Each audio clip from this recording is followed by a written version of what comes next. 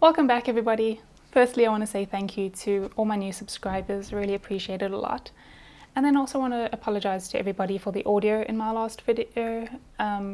Yeah, it was a battle that I lost. Today is the first video in a new series that I'm going to be doing, which is all about why we use different products and also how to use them. So I'm sure you'll enjoy that. Today we'll be talking about primer. I asked you guys on Instagram about this. I asked you guys what you guys would like to know about primer, if there was anything in specific you wanted me to answer, and I got a lot of feedback. So I'll be sharing my answers to those questions as well as other tips that I have come across in my time doing makeup. Before we get started with that though, my next video will be about foundation. So if you have any questions you'd like me to answer in that video, please pop them in the comments below and I will make sure that we answer your questions. Also, if you'd like to see the rest of the videos in these series, don't forget to subscribe and hit the bell icon so that you're notified when the next one goes up. Alright, the first question which a lot of you asked is, what is primer? I mean, there are a lot of these questions. Right, and it's a good question. In a nutshell, primer does exactly what it says it will do. It primes your face for all of the rest of the makeup. Kind of forms a barrier between the skin and the makeup and prepares it to receive the foundation. If you've ever painted a wall or done a painting on canvas, then you know you need the surface to be clean, but you also need it to be prepared properly. So primer does that for you. It helps just to give a nice smooth finish and also make sure that your makeup lasts all day long. The next question was, is it necessary to prime? It's a very good question because there are so many makeup products out there. You just have to walk into your pharmacy or drugstore, wherever you go for your makeup, and you just feel kind of overwhelmed. We really want to sift through all of that and see what's necessary and cut down our makeup to be just the basics for day to day. We don't want to do a 50-step routine. It kind of takes the joy out of makeup. So it's a really good question. The answer is yes, it is really necessary, and also no, it's not. It depends a lot on your skin type. Primer is there to help provide a good foundation for your foundation, as we said earlier. But if you already have great skin, you don't need a primer. If your skin is flawless, then first of all, no, we all hate you. And secondly, you can just go straight in with your foundation. Don't worry about it. Just carry on with your normal skin routine and then do your foundation. There's nothing to correct or to prime or to prep. However, like we mentioned earlier, if you want your makeup to last all day, it's still best to prime. That's the only benefit we'll have for you perfect skin people though.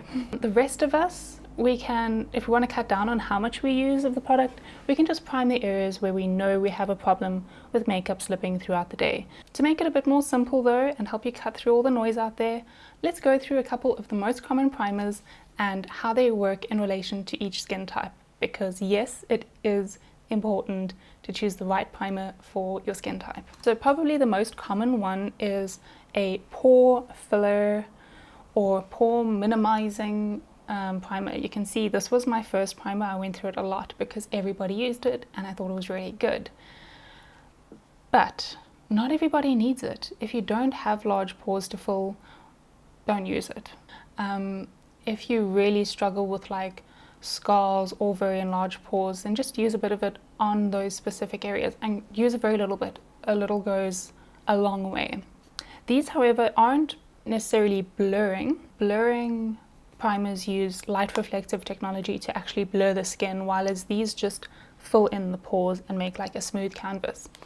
The way they do that is by using a large amount of a very common ingredient in primers, which is silicone. Specifically dimethicone. Okay, so dimethicone is also something which some people can be allergic to, so it's a good idea to do a skin test and just check if you have sensitive skin and check for it on your ingredients list. Also, with these kinds of primers, it is important to note that if you have oily or acne prone skin, which I would assume is the problem that most people are trying to fix by using one of these, it actually clogs your pores a lot. So be sure to wash your face properly at the end of the day, double cleanse. Everyone should do that. And if you are struggling with breakouts, maybe switch out the silicone based pore minimizing, pore filling primers, and see if that helps a bit. Next is color correcting primers. I won't go into all the science of color correcting right now because we'll be here all day, but the most commonly used one is a green color correcting primer. Green cancels out red, and that's a problem which a lot of us struggle with like acne or sunburn or whatever. So that's the most commonly used one. I would say just use, if you are going to use a color correcting primer, once again, just use it on the areas where you need a bit of color correcting done, because it can be a bit overwhelming and give everything a greenish tone, and we don't want to look like Martians. Just do the areas where you need it. However, that being said, I don't really see the need for color correction in your priming step, because we have color correcting concealers which do the same thing.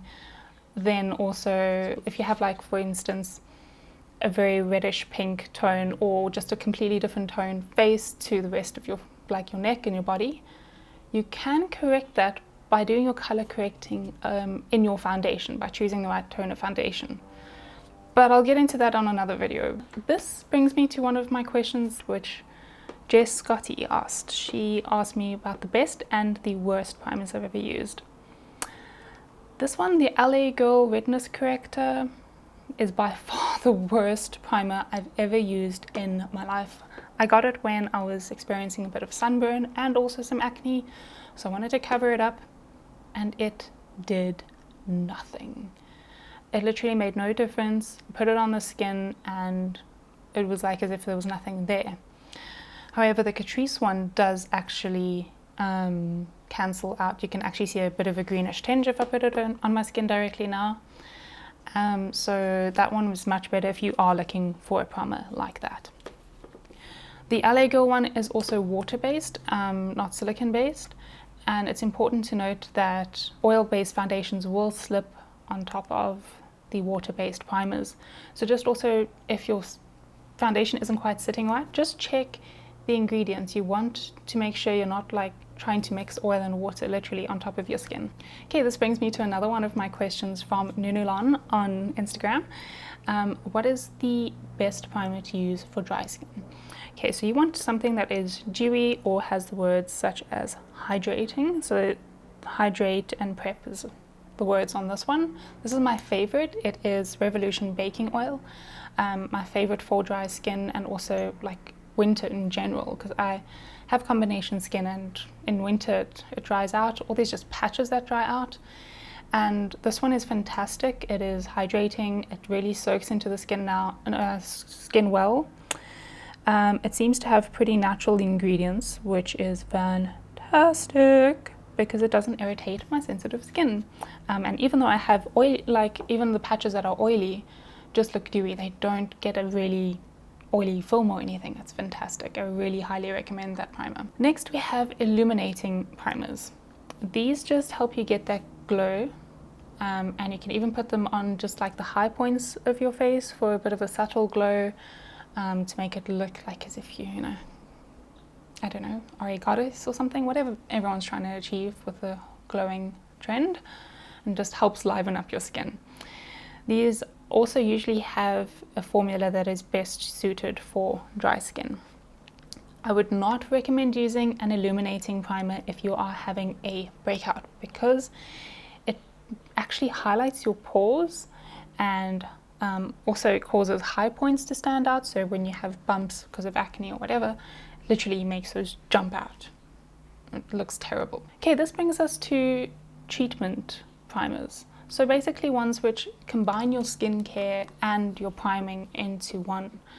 It doesn't necessarily replace your skincare. Still, please do your skincare, but they have better key ingredients to kind of give your skin an extra boost while still doing their job as primers. I think it's a fantastic idea because we all need extra skincare, especially now in the age of maskne and all these things. We could all do with an extra boost throughout the day.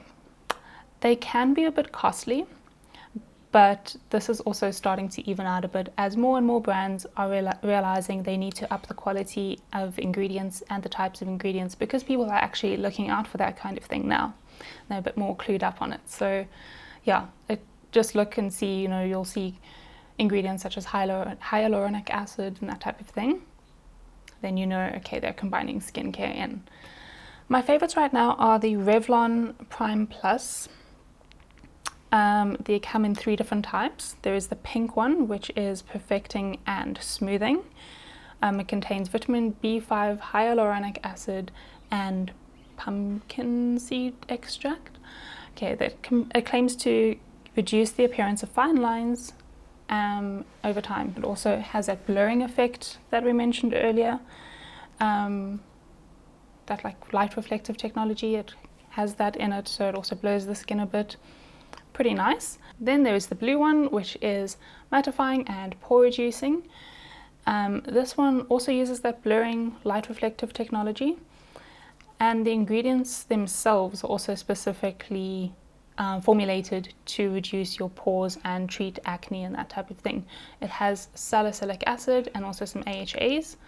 Salicylic acid you might recognize because it is found in many acne treatments, and it's what like mattifies the skin and reduces the pores over time, so that's pretty cool.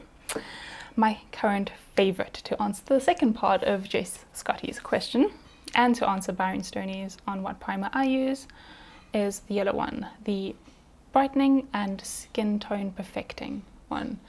This one has lemon extract, vitamin E and vitamin C. It's got a bit of lactic acid in it as well, so it helps with hyperpigmentation and gives the skin a glow. I don't have hyperpigmentation, I just love the way that this feels, and I love the way that my makeup sits on top of it. So yeah, that's my current favorite. There are also a lot of anti-aging primers which specifically seem to feature SPF as their highest selling point. I recommend just putting on SPF as part of your normal skincare before you put your primer on. When a product specifically says anti-aging, it doubles, even triples the price. The pink primer from Revlon, it's 240 Rand, I think, and it contains anti-aging ingredients, but it doesn't say the words anti-aging. If it said anti-aging, it would probably sell for like 500 Rand. So just do some research on ingredients that are in key anti-aging products and look out for those in your primers if you're looking for something like that. Okay, so most importantly, let's talk about how to use primer to get the best finish on your skin and longevity out of your makeup. So firstly, you're going to want to start on clean, moisturized and SPF'd skin. So to answer Auntie Liesel on Instagram, you can put primer on after moisturizer and sunblock. In fact, that is exactly where it fits in your steps. Second, after you've cleaned, moisturized and SPF'd, you take a little bit of primer, and I like to put it on the back of my hand to warm it up and get it ready to soak into my skin. Please be aware that you don't need a lot of primer. You can use a very little bit. It goes a long way. Next, you want to apply it by gently rubbing it into your skin with your fingers. You'd like as even a coat of primer as possible to make sure that the layer on top of it is likewise even and flawless. If you're just using it in certain spots, be sure to pat the edges so that there's a smooth transition from where there is primer to where there isn't a primer, or where there's a different kind of primer. I recommend not using a brush, just using your fingers to apply, because it can make it streaky if you use a brush. If you are a bit of a germaphobe, then you can maybe just use a sponge, but be aware that then you'll use more product because the sponge does soak up the product. Okay, and last but definitely the most important step is give the primer a chance to soak into your skin before you put foundation on. So one of my key tips is just to put on your primer and then do your eyebrows, drink some coffee, check your notifications, whatever. Give it about 5 minutes. It's probably too much, but rather err on the side of caution. Let it sink in, let it do its work, and then put your foundation on. If you're struggling with your primer and your foundation, you just feel like it's not working, or maybe it's like coming off in little bits of like funny sausages of makeup and primer mix, this might be what you need to do. Just leave it for a bit, let it dry, then go in. Trust me, it makes the world of difference. One of the other questions on Instagram was from JC Abahosa asking if you can moisturize, then use a powder to set, and then do foundation. So this is an alternative to priming which can work. Some people use it. I've seen a few people use it. He mentioned he saw it on TikTok, and yeah, I've seen it too. I would say just test it out and see if it works for you before going out and buying a primer. If you already have setting powder, see if that works for you. I can imagine people with combination skin like me might struggle because of, like, you know, the areas that are dry versus the areas that are oily. But maybe I should give it a test and see. What do you guys think? Should I try it out? One of my other questions, I'm just trying to find it quickly, was from Cassidy. She asked, why are there so many different primers for different parts of the face? For example, eye primer. Like we mentioned, there's all these different formulas for all different kinds of skin. On everybody's face, there's different kinds of skin. Underneath your eyes is actually really dry. On top of your eyelids is oily. That's why your eyeshadow can crease. But we can do a whole other video on exactly the uses of eye primer, but that's just why there's different kinds of primers, because different areas of your face need to be treated differently. Great, so I hope that this video was useful and helpful, and now you know how to use primer and also why we use it. Please, if there's anything that I didn't answer and you still have questions about, please leave a comment and I'll reply to you there. Also, feel free to share this with your friends and spread the knowledge. Please don't forget to subscribe, and my next episode will be on how to use foundation, why and how to use foundation, so don't forget to leave me a comment with any questions you'd like me to answer in that video. Thank you very much for your support, and I'll see you then. Bye!